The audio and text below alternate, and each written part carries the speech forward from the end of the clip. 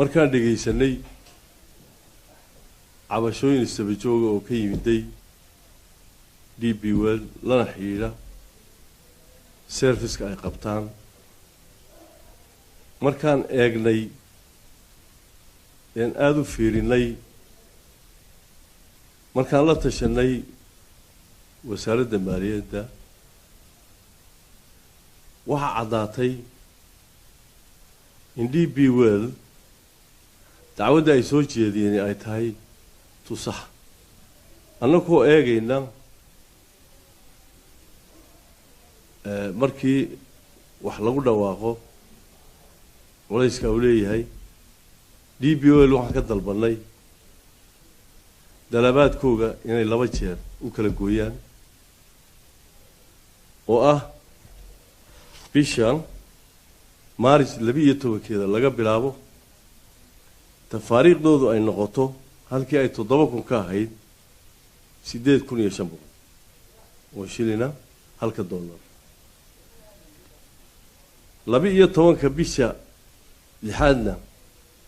ay ku macaamili doonaan sicirka suuqa sababtu waxay tahay markay soo galeen suuqa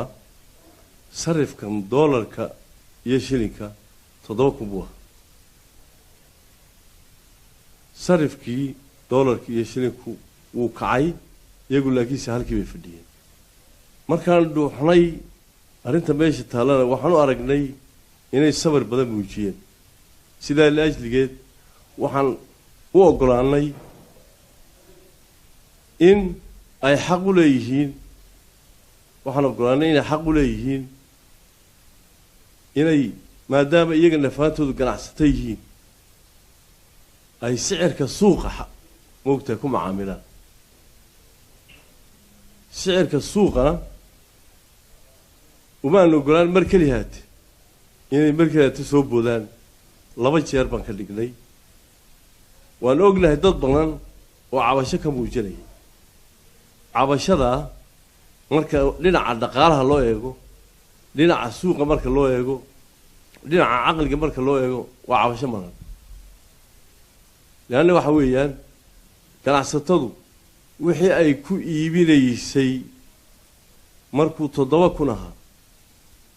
shaatiga ay siiyeen 7,000 ay siiyeen 10,000 oo shilin buu iibkan marka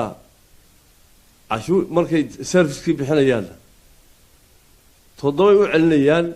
3 ma ogtahay meesha way ka maqanta taasi waxa ku keentay khasaaro badan DP World iyo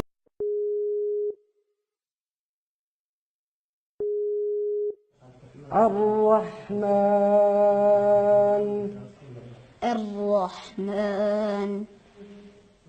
علم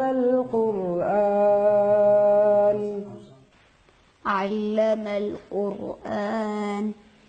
خلق الإنسان